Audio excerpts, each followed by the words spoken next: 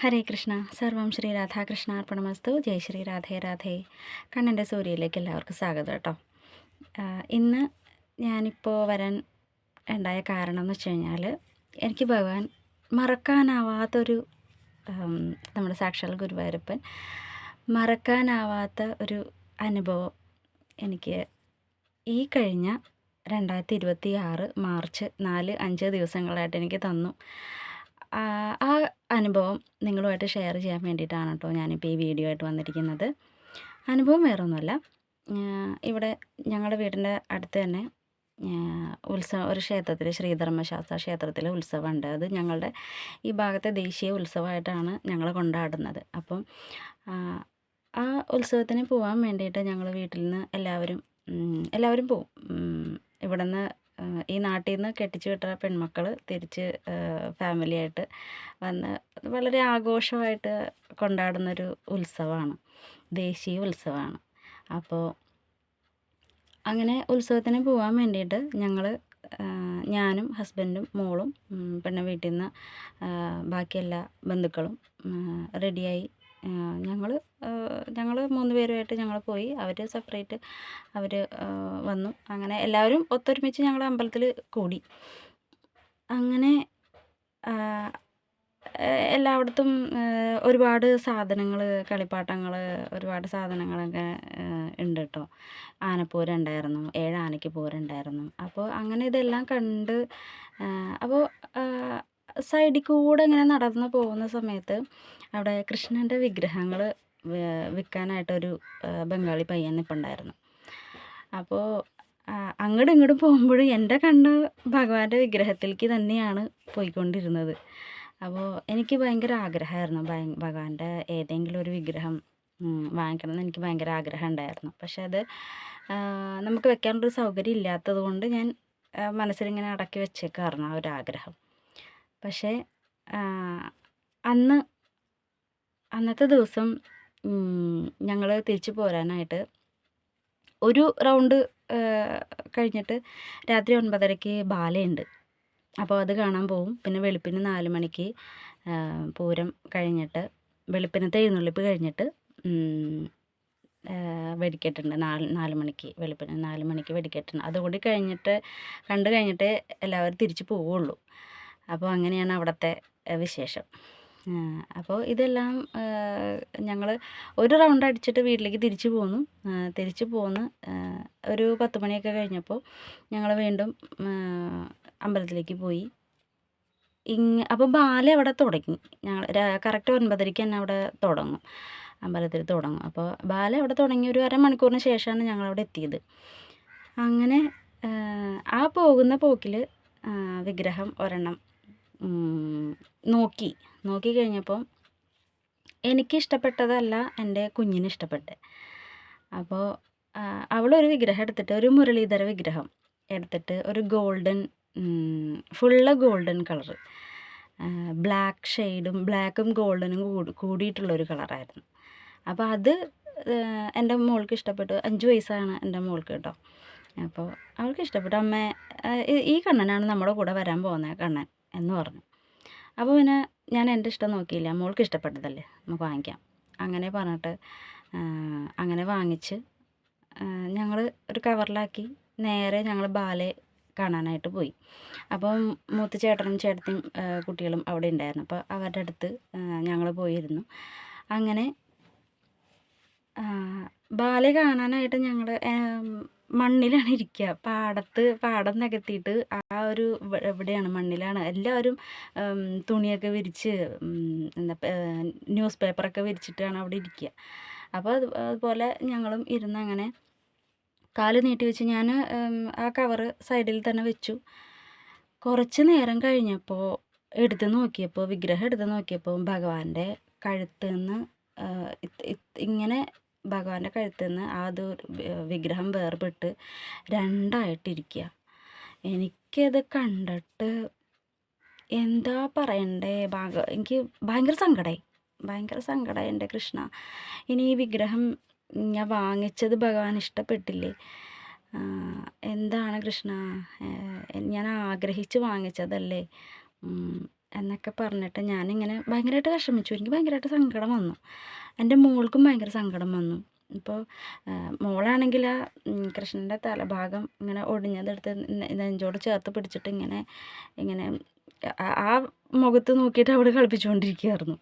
അപ്പോൾ ഞാനിങ്ങനെ പറഞ്ഞു, മോളെ അത് എടുത്ത് വെക്ക്, നമുക്ക് മാറ്റി കിട്ടുമോ എന്ന് ചോദിക്കാം എന്ന് പറഞ്ഞിട്ട് അങ്ങനെ ഞങ്ങൾ ബാലയൊക്കെ കഴിഞ്ഞ് ഒന്നും കൂടി ഒന്ന് കറങ്ങി വന്നപ്പോൾ എൻ്റെ ഹസ്ബൻഡും വന്നു. ഹസ്ബൻഡ് ഒന്ന് കറങ്ങാൻ പോയതായിരുന്നു. അങ്ങനെ ഹസ്ബൻഡ് വന്നപ്പോൾ ഏട്ടൻ ആ പയ്യനോട് സംസാരിച്ചു. അപ്പോൾ പയ്യൻ പറഞ്ഞു, ചേട്ടാ ഇത് എനിക്ക് ഇനിയൊന്നും ചെയ്യാൻ പറ്റില്ല. കാരണം ഞാൻ ചോദിച്ചു, ഇനിയിപ്പം വേറെ വിഗ്രഹം വേണ്ട, പൈസയായിട്ട് തിരിച്ച് തരാമോ എന്ന് ചോദിച്ചു. അപ്പോൾ പയ്യൻ പറഞ്ഞു, അത് പറ്റില്ല, എനിക്ക് നിങ്ങൾ ഒരു 50 രൂപയും കൂടി തന്നിട്ട് നിങ്ങൾ ആ വിഗ്രഹം എടുത്ത് വേറെ സെയിം വിഗ്രഹം എടുത്തോളൂ എന്ന് പറഞ്ഞു. അപ്പം ഒരു മുരളീധര വിഗ്രഹമാണ് ഞാൻ വാങ്ങിച്ചത്. അപ്പോൾ എന്നാൽ പിന്നെ കുഴപ്പമില്ല എന്ന് പറഞ്ഞിട്ട് വേറെ വിഗ്രഹം ഞങ്ങൾ എടുത്തു. ആ എടുത്ത വിഗ്രഹം ഏത് വിഗ്രഹമാണെന്ന് പോലും ഞാൻ നോക്കിയിരുന്നില്ല കേട്ടോ. ആ പയ്യനൊരു വിഗ്രഹം എടുത്ത് പേപ്പറിൽ പൊതിഞ്ഞ് തന്നു. ഞങ്ങൾ അങ്ങനെ തന്നെ വാങ്ങിച്ചു. പിന്നെ 4 മണിക്കലത്തെ വെടിക്കെട്ട് കണ്ടു. ഞങ്ങൾ സ്കൂളുണ്ട് അവിടെ, +2 സ്കൂള്, 5ാം ക്ലാസ് തുടങ്ങി 10ാം ക്ലാസ് വരെയുള്ള സ്കൂളും ഒരു ഗ്രൗണ്ടിൻ്റെ വലിയ ഗ്രൗണ്ടാണ്. ആ ഗ്രൗണ്ടിൻ്റെ അപ്പുറത്തിപ്പുറത്തുമായിട്ടാണ് ഈ ഒരു സെക്ഷൻ വരുന്നത്. അപ്പോൾ അതിൻ്റെ നടുക്കായിട്ട് 2 സ്കൂളിൻ്റെ നടുക്കായിട്ടാണ് ഈ ഒരു ഗ്രൗണ്ട് വരുന്നത്. അപ്പോൾ ആ ഗ്രൗണ്ടിലാണ് എല്ലാവരും വെളുപ്പിനത്തെ വെടിക്കെട്ട് കാണാനായിട്ട്. ഒത്തിരി സമയമുണ്ടല്ലോ ബാല കഴിഞ്ഞ് കഴിഞ്ഞാൽ, 12 മണി ഒക്കെ 12:30 ആ സമയത്തിന് ബാല കഴിയും. അങ്ങനെ ബാല കഴിഞ്ഞിട്ട് എല്ലാവരും വന്ന് കിടപ്പ് പുറക്കവും ഒക്കെയാണ് അവിടെ. അങ്ങനെ ആ കൂട്ടത്തിൽ ഞങ്ങളും തുണി വിരിച്ച്, അമ്മയുടെ വീട്ടുകാരൊക്കെ ഉണ്ടായിരുന്നു, ഇവിടുത്തെ ഏട്ടൻ്റെ അമ്മയുടെ വീട്ടുകാരൊക്കെ ഉണ്ടായിരുന്നു. അങ്ങനെ ഞങ്ങൾ എല്ലാവരും കൂടെ, അപ്പോൾ ഈ വിഗ്രഹം ഞാൻ സേഫായിട്ട് അവിടെ തന്നെ കൊണ്ട് വെച്ചിട്ട് ഞങ്ങളിങ്ങനെ ഇങ്ങനെ തേരപ്പാര നടക്കാമെന്ന് പറയില്ലേ, അങ്ങനെ നടന്ന് ഒരു സാധനങ്ങളൊക്കെ വാങ്ങിച്ച് പിന്നെയും വെളുപ്പിനത്തെ എഴുന്നള്ളിപ്പൊക്കെ കാണാൻ പോയി. അങ്ങനെ ഞങ്ങൾ തിരിച്ച് വന്ന് ഒരു വെളുപ്പിന് 4 മണി വെടിക്കെട്ടൊക്കെ കഴിഞ്ഞ് ഞങ്ങൾ തിരിച്ച് പോന്നു. അങ്ങനെ വീട്ടിൽ കൊണ്ട് ഞാൻ ആ വിഗ്രഹം വെച്ച് ഇപ്പം 4-ാം തീയതിയാണ് കേട്ടോ ഈ നടക്കണത്. 4-ാം തീയതി അല്ല, 4-ാം തീയതി വെളുപ്പിന്, 5-ാം തീയതി ആണ്. അങ്ങനെ ഞങ്ങൾ പിറ്റേ ദിവസം നേരം വെളുത്തു. ഞാൻ വിഗ്രഹം എടുത്ത് നോക്കിയപ്പോൾ പശുക്കിടാവിന് ചാരി നിന്നുകൊണ്ട് തൃക്കാല് പിണച്ച് വെച്ചിട്ട് മുരളി ഊതുന്ന മുരളീധരനായിട്ടാണ് ഭഗവാൻ എൻ്റെ ആ ഒരു വിഗ്രഹം ഞങ്ങൾക്ക് രണ്ടാമത് കിട്ടിയത്. അപ്പോൾ എനിക്ക് ആ ഒരു വിഗ്രഹത്തിൻ്റെ പ്രത്യേകത എന്താണെന്ന് എനിക്കറിയില്ലായിരുന്നു. അപ്പം ഞാനിങ്ങനെ നമ്മുടെ ഒരുപാട് ഭഗവാന്റെ വാട്സപ്പ് കൂട്ടായ്മയിൽ ഉള്ള ആളാണ് ഞാൻ. അങ്ങനെ ഞാൻ നിരന്തരം സംസാരിച്ചുകൊണ്ടിരിക്കുന്നൊരു ഗ്രൂപ്പുണ്ട്. അപ്പോൾ ആ ഗ്രൂപ്പിൽ അഡ്മിനായിട്ടുള്ള ചേച്ചിയെടുത്ത് ഞാൻ എൻ്റെ അനുഭവം അന്നത്തെ ആ ഒരു ദിവസം ഞാൻ ഗ്രൂപ്പിൽ പറഞ്ഞു കഴിഞ്ഞപ്പോൾ, ചേച്ചി എനിക്ക് എന്താണെന്ന് അറിയില്ല, ഇങ്ങനെയൊക്കെ സംഭവിച്ചു, പൊട്ടിപ്പോയപ്പോൾ എനിക്ക് ഭയങ്കരമായിട്ട് സങ്കടമായി, മനസ്സ് വിഷമിച്ചു, എന്തുകൊണ്ടായിരിക്കും ഭഗവാൻ അങ്ങനെ എനിക്കൊരു ഇത് തന്നത് എന്ന് എനിക്കറിയില്ല എന്നിങ്ങനെ പറഞ്ഞിട്ട്. അപ്പോൾ ആ ചേച്ചി എന്ന് പറയണത് ഭഗവാനോട് ഏറ്റവും അടുത്ത് നിൽക്കുന്ന ഒരു ചേച്ചിയാണ്. ഭഗവാന്റെ കാര്യങ്ങളെല്ലാം അറിയുന്ന, ഒരുപാട് വീഡിയോസ് ചെയ്യുന്നൊരു ചേച്ചിയാണ്. പേര് പറയാത്തത് ഞാൻ ആ ചേച്ചിയുടെ അനുവാദം ചോദിച്ചിട്ടല്ല ഞാൻ ഈ വീഡിയോ ചെയ്യുന്നത്. എൻ്റെ മനസ്സിൽ തോന്നി, ഭഗവാനായിട്ട് തോന്നിപ്പിച്ചതാണ്. ഇപ്പോൾ ആ ചേച്ചി തിരക്കിലാണ്, അതുകൊണ്ടാണ് ചേച്ചിയുടെ പേര് ഞാൻ പറയാത്തത് കേട്ടോ.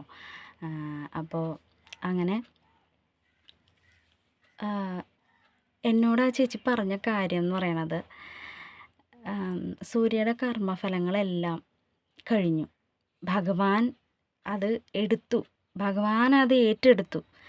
ഏറ്റെടുത്തിട്ട് ഭഗവാൻ അത് ആ വിഗ്രഹം ഉടച്ച് കളഞ്ഞതും ഭഗവാനാണ്. പിന്നെ ചേച്ചിക്ക് രണ്ടാമത് കിട്ടിയത് വിഗ്രഹം എന്ന് പറയണത് പശുക്കിടാവിന് ചാരി നിന്നുകൊണ്ട് മുരളി ഊതുന്ന വിഗ്രഹമാണ്. പശുക്കിടാവ് എന്ന് പറയുന്നത് ആ ഒരു വിഗ്രഹത്തിൻ്റെ പ്രത്യേകത എന്താണെന്ന് വെച്ച് കഴിഞ്ഞാൽ സമ്പൽ സമൃദ്ധിയും ഐശ്വര്യവുമാണ്. ഇനി ചേച്ചിയുടെ കർമ്മഫലങ്ങളെല്ലാം ഭഗവാൻ ഏറ്റെടുത്ത് ഭഗവാൻ അത് സ്വീകരിച്ചിട്ട് ചേച്ചിക്ക് ഇനി നല്ല കാലമാണ് വരാൻ പോണത്. ചേച്ചി ഇത്രയും നാളും കണ്ണുനീരൊഴുക്കിയതിനും അനുഭവിച്ച ദുഃഖ ദുരിതങ്ങൾക്കും എല്ലാം ഭഗവാൻ സ്വയം ഏറ്റെടുത്തിട്ട് ചേച്ചിക്ക് അതൊരു നല്ല ജീവിതം, ഇനിയുള്ള കാലം ചേച്ചിക്ക് നല്ല ജീവിതമാണ് ഭഗവാൻ തന്നിരിക്കണേ. അങ്ങനെ ഞാൻ കേട്ടിട്ട് എനിക്ക് സത്യം പറഞ്ഞു കഴിഞ്ഞാൽ എനിക്ക് ചേച്ചിയുടെ വോയിസ് കേട്ടിട്ട് സങ്കടം വന്ന സന്തോഷം കൊണ്ട് ആനന്ദാശ്രു പൊഴിക്കുക എന്ന് പറയില്ലേ, ആ ഒരു ഫീലായിരുന്നു.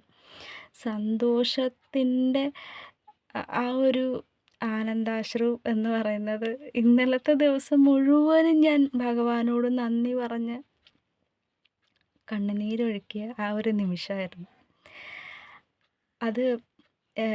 ഈ വീഡിയോ കാണുന്നവർക്ക് എത്ര പേർക്കത് മനസ്സിലാവും എന്നുള്ളത് എനിക്കറിയില്ല. പക്ഷേ എൻ്റെ ജീവിതത്തിൽ ഭഗവാൻ അങ്ങനെ ഒരു ഇത് ഏറ്റെടുത്ത് എനിക്ക് ഭഗവാൻ അങ്ങനെ ഒരു ജീവിതം തന്നു, അനുഗ്രഹം തന്നു. അതിൽ ഞാൻ ഭഗവാനോട് എത്ര നന്ദി പറഞ്ഞാലും മതിയാവില്ല. അത് മാത്രമല്ല കേട്ടോ, അടുത്ത അനുഭവം എന്ന് പറയുന്നത് ഇന്നലെ ഭഗവാൻ സാക്ഷാൽ ഗുരുവായൂരപ്പൻ ഗുരുവായൂർ ശ്രീലകത്ത് ഭഗവാൻ മുരളീധരനായിട്ടാണ് ഇന്നലെ അലങ്കാരം, ഉച്ചപൂജ അലങ്കാരം വന്നത് ഭഗവാൻ മുരളീധരനായിട്ടാണ്. ഇതിൽ പരം എന്ത് വേണം ചേച്ചി എന്നാണ് എന്നോട് ആ ചേച്ചി ചോദിച്ചത്. ഇതിൽ പരം ഭാഗ്യം എന്ത് വേണം?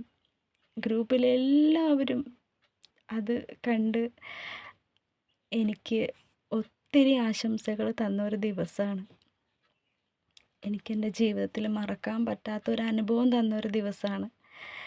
ഭഗവാൻ ശ്രീലകത്തുനിന്ന് ഇറങ്ങി വന്ന് ഭഗവാൻ ചേച്ചീനെ അനുഗ്രഹിച്ചു എന്ന് പറയുമ്പോൾ അത്രയ്ക്ക് പുണ്യം ഞാൻ ചെയ്തിട്ടുണ്ടോ കൃഷ്ണ എന്നാണ് ഞാൻ മനസ്സുകൊണ്ട് ചോദിച്ചത്. അത്രയ്ക്ക് പുണ്യം ഞാൻ ചെയ്തിട്ടുണ്ടോ കൃഷ്ണ? ഇപ്പോഴും പറയുമ്പോഴും എനിക്ക് എൻ്റെ കണ്ണ് നിറഞ്ഞൊഴുകയാണ്. സന്തോഷം കൊണ്ടാണ് കേട്ടോ, സന്തോഷം കൊണ്ടാണ്. അത്രയ്ക്ക് പുണ്യം, അത്രമേൽ ഭഗവാനെ നമ്മൾ മനസ്സറിഞ്ഞ് വിളിച്ചു കഴിഞ്ഞാൽ ഭഗവാൻ നമ്മുടെ കൂടെ ഇറങ്ങി വരും. കുറൂരമ്മയുടെ കൂടെ ഭഗവാൻ വന്ന പോലെ, പൂന്താനത്തിൻ്റെ കൂടെ ഭഗവാൻ വന്ന പോലെ എനിക്ക് പറയാൻ വാക്കുകൾ കിട്ടണില്ല കേട്ടോ. ഞാൻ ആരെയും കരയിപ്പിക്കാനൊന്നും വേണ്ടിയിട്ടല്ല, ഈ ഒരു അനുഭവം നിങ്ങളുമായിട്ട് ഷെയർ ചെയ്യാനായിട്ട് ഭഗവാനായിട്ടാണ് എൻ്റെ മനസ്സിൽ തോന്നിപ്പിച്ചത്. അത്രയ്ക്ക് പുണ്യം ഞാൻ ചെയ്തിട്ടുണ്ടോ കൃഷ്ണ ഗുരുവായൂരപ്പ? ഇതുപോലെ എല്ലാവർക്കും ഭഗവാന്റെ അനുഗ്രഹം ഉണ്ടാവട്ടെ. സർവം ശ്രീ രാധാകൃഷ്ണാർപ്പണമസ്തു. ജയ ശ്രീ രാധേ രാധേ.